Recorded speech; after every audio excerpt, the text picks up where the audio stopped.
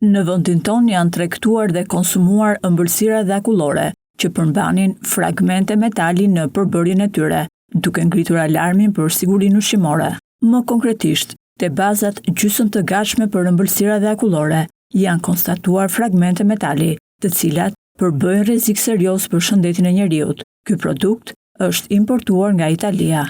Pas njoftimit të sistemit RAS për largimin e produktit nga tregu, ka rezultuar se sasia më e madhe e këtij produktit është shitur. Sipas burimeve zyrtare të AKU për televizionin Ora News, na bëhet me dije se sasia totale e produktit të rrezikshëm, i cili është importuar në vendin tonë, është 1620 kg. Këto janë fotot e produktit.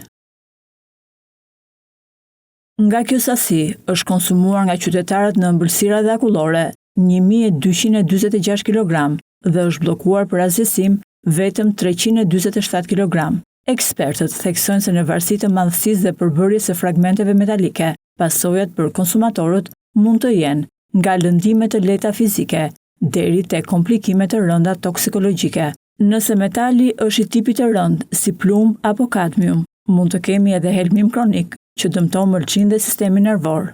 AKU në kthimin e përgjigjes për televizionin Ora News na bën me dije se shpërndarja është bërë në Qarqet, Tiranë, Vlorë, Durrës, Fier, Lezhë, Gjirokastër dhe Berat. Ky produkt është përdorur në subjekte me aktivitet, prodhim makullore, pastiçeri dhe restorante.